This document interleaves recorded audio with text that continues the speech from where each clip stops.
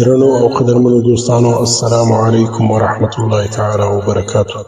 غواړم هغو درنو او قدرمنو دوستانو، خوندو او مندو ته لرې پرتو سیمو کې اوسېږي، ډاکټرانو ته لاسرسی نه لري او یا هم مالي وضعیت او اقتصادي حالت یې اجازه نه ورکوي، داسې یو کورنی بوټی وښیم چې هغه د موږ او د تاسو په سیمو کې ډېر زیات راشن کېږي، ډېر زیات فایدې لري.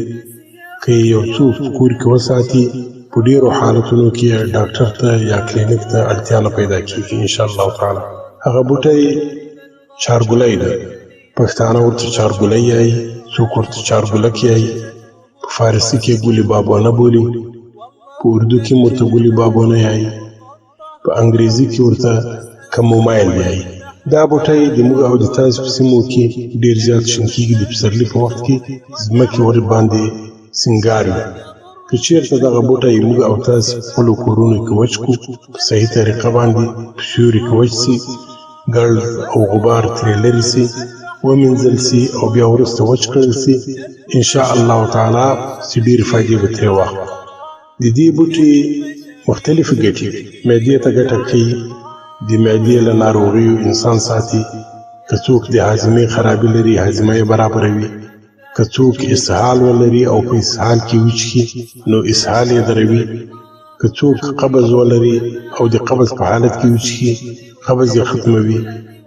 انشاءالله تعالی که د تاسو ماشومان په اسهال اخته سي، که تر 2 کلو پورته یې او چای او جوړ کړل سي، نیم ګیلاس چای ورچکي، انشاءالله تعالی په ورځ کې 2-3 وارې چې اسهال به یې دروي.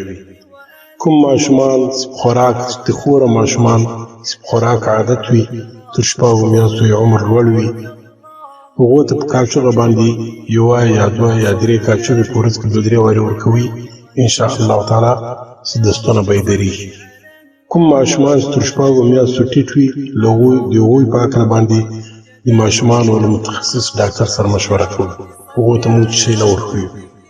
کوم ماشومان چې خوراک نه وي عادت، تر 6 میاشتو یې عمر کم وي، هغو ته موږ طبیعي درمل نه ورکوو او نه یې سپارښتنه ورته کوو.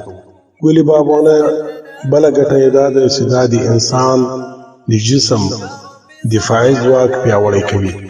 د مرضونو، د وایرسونو، د بکټریاو په مقابل کې یو قوي انټي بیوټیک ده.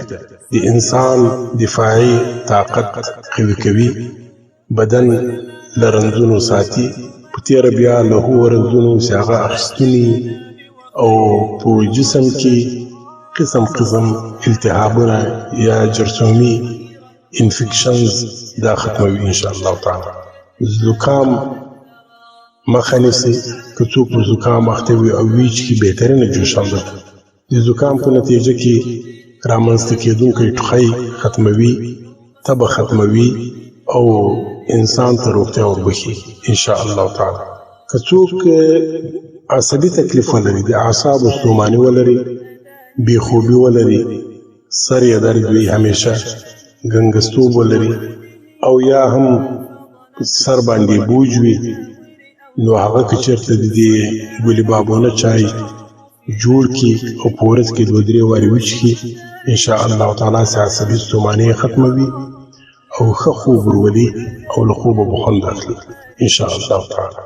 که یو څوک جلدي ناروغي ولري، د پوستکي ناروغي وي، ځینو خلکو په خولو کې تناکې راخیږي ډېرې زیاتې، چې له خوراک سره هم تکلیف وي، خوله یې سوی کوي، درد کوي، او یا نور جلدي ناروغي ولري لکه خارښ، په دانې ورباندې راخیږي، په مخ باندې دانې راخیږي، په بدن یې دانې راخیږي، او یا هم خارښ ولري، که وچ وي او که لوند خارښ، که د دې ګلي بابونه چای جوړ کړي او هره ورځ یا د چي غوندې استعمال کړي، انشاءالله تعالی تر څو ساعت تکلیف یې ختمېږي، هغه رنځ یې له منځه وړي.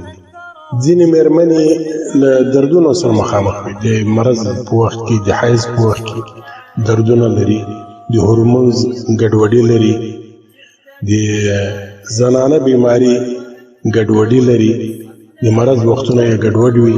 که هغوی د ګلي بابونه چای جوړ کړي او خوري او په روغه حالت کې انشاءالله تعالی چې د حیض دردونه او د هورمونز ګډوډي او د حیض د وختونو ګډوډي له منځه وړي ان شاء الله تعالی.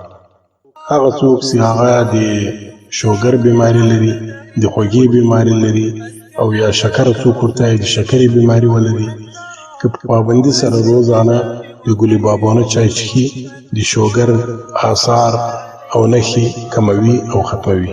او هغه بدې اغېزې چې د شکرې په نتیجه کې یا د شوګر په نتیجه کې په جسم باندې پرېوځي، هغه بدې اغېزې ختموي ان شاء الله تعالی.